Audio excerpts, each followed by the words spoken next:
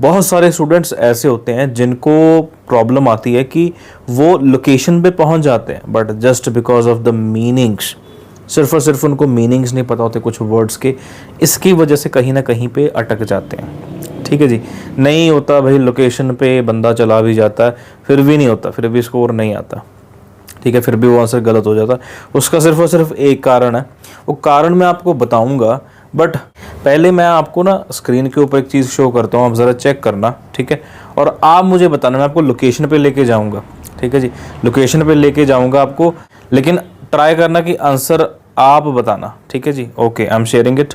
ये पैसेज है अपना रिकवरिंग अ डैमेज्ड रेपुटेशन। ठीक है, हम क्या करते हैं, हम डायरेक्टली पैसे से स्टार्ट कर लेते हैं। ठीक है, या फिर चलो क्वेश्चन आंसर से भी स्टार्ट कर लेते हैं।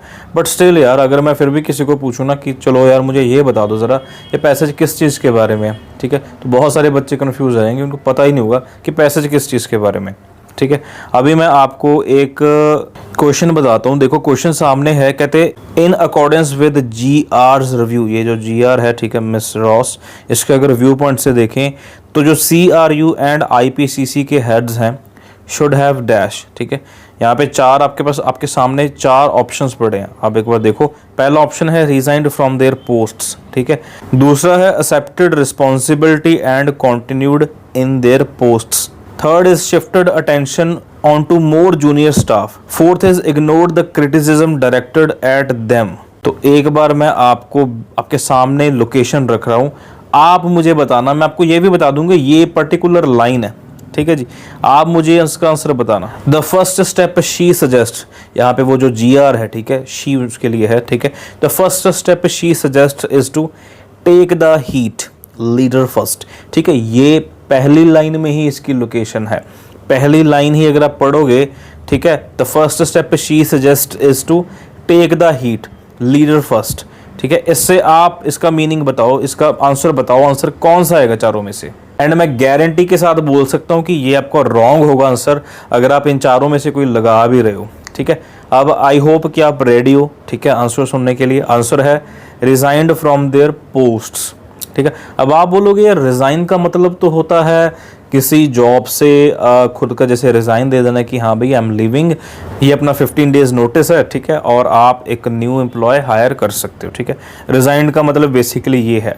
बट अभी के अभी मैं कुछ नहीं बोलूँगा, आप अपने गूगल पे जाओ, गूगल पे कुछ नहीं सर्च करना, सिर्फ रिजाइंड लिख दो, दैट्स इट। मीनिंग वगैरह कुछ लिखने की जरूरत नहीं। और जो पहला मीनिंग आएगा ना, वो मीनिंग देखना क्या है। उसका मीनिंग जो है कि अगर आपने कोई ऐसा काम करा है, ठीक है, जिसकी वजह से सपोज करो आपको कोई प्रॉब्लम क्रिएट होगी, ठीक है, या आपने कोई प्रॉब्लम क्रिएट कर दी, अगर आपने कोई अनप्लेजेंट वर्क करा है तो उसको एक्सेप्ट करो। This is the real meaning of resigned. ठीक है, एक्सेप्ट कि हाँ भाई, मतलब वो गलती ना मानने वाले की बात नहीं, गलती को मान लो कि भाई मैंने ही करा ये गंदा काम, अनप्लेजेंट काम। तो अगर आप पैसेज में जाओगे तो वहां पे लिखा है take the heat. Take the heat का मतलब क्या होता है कि फॉर एग्जांपल कई बार आप गेम खेल रहे होते हो, कोई GTA San Andreas, vice city या फिर GTA 5, ठीक है, वहां पे क्या होता है कि आपके पीछे कॉप्स लग गए, है ना, पुलिस लग गई, तो दैट मीन्स वो माहौल सारा गर्मा गर्म माहौल है। ठीक है, हीट वाला माहौल है, आपके पीछे पुलिस पड़ी है। ठीक है, कई बार आपको आपका कोई फ्रेंड होता है, ठीक है, गेम में, वो बोलता है कि CJ Carl Johnson lose the heat, heat को लूज करना। ठीक है जी, हीट को लूज करना मतलब वो गर्मा गर्मी वाला माहौल है ना, उसको थोड़ा अंडरग्राउंड हो जाओ, थोड़ा गायब हो जाओ। ठीक है, वो जो हीट है वो खुद ब खुद खत्म हो जाएगी। मतलब 1 महीना अगर वेट कर ले तो वो ट्रेंड खत्म हो जाएगा। ठीक है, जो पर्सन सुर्खियों में है वो सुर्खियों से चला जाएगा। तो ये मीनिंग है इसका कि आपने कोई अगर रिपोर्ट गलत छाप दी है तो आप हीट लो। ठीक है, आप एक्सेप्ट करो कि हमने छापी है, that's it, sorry for that, है ना, गलती से छप गई। टेक द हीट, है ना, resign, accept that unpleasant work. तो मेरा इसको समझाने का सिर्फ और सिर्फ यही मतलब था कि भाई देखो, कभी भी ऐसे नहीं होता कि आप अगर प्रैक्टिस कर रहे हो तो आपका प्रैक्टिस के साथ ही इंप्रूवमेंट होगी, प्रैक्टिस के साथ इंप्रूवमेंट होगी। ठीक है, बट ये चीज़ें अगर आपने बाहर कहीं पे जाननी ना होती, ठीक है, अगर आपको इनका मीनिंग ना पता होता तो आप कैसे इसका आंसर लगा पाते, बस मुझे इतना बता दो। ठीक है जी, बेसिकली जो रीडिंग है ना, रीडिंग में ऐसे है कि कुछ ना कुछ नया ही देखने को मिलता है रीडिंग में। तो सबसे बेस्ट है try to explore as much as you can, जितना आप कर सकते हो एक्सप्लोर उतना करो। जैसे मैं गेम्स बहुत खेलता था पहले, ठीक है, GTA तो मेरे पास अभी लैपटॉप में भी पड़ी है। I love to watch WWE, actually पहले देखता था, अभी मैं जैसे UFC देखता हूँ, मिक्स्ड मार्शल आर्ट्स। ठीक है जी, तो ये चीज़ें मतलब मैंने बहुत ऐसे वर्ड्स होते हैं, बहुत ज़्यादा वर्ड्स होते हैं जो मैंने किसी एक फील्ड में जाके एक्सप्लोर करे हैं। ठीक है, आप सिर्फ और सिर्फ आइल्स की फील्ड में ही मत जाओ, अपने जो आपका कोई शौक है, कोई पैशन है ना, उसको फॉलो करना भी स्टार्ट करो। ठीक है, if you like to listen to the songs, है ना, कोई हॉलीवुड के सॉन्ग सुन रहे हो तो ट्राई करो कि देखो गाया किसने, जस्टिन बीबर ने गाया, मेक श्योर उसका विकीपीडिया वगैरह रीड करो आप, है ना, काफ़ी कुछ पता चलेगा। काफ़ी ऐसे वर्ड्स होते हैं ना जो रीडिंग में आते हैं, बट देखो ये कोई शॉर्ट नहीं दे सकता कि यही वर्ड जो है ना आपको वहाँ पे मिलेगा। वो कुछ भी हो सकता है, कोई भी हो सकता है।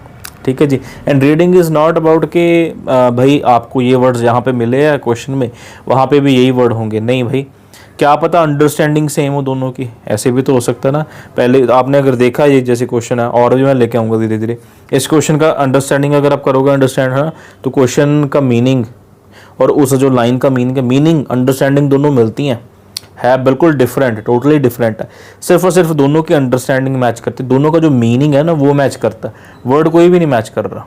तो यही चीज़ है। ठीक है, do not expect anything from reading कि हाँ सौखी आ जाएगी, पेपर में आ जाती है, but still make sure to work hard, make sure to explore, keep loving and keep supporting. See या।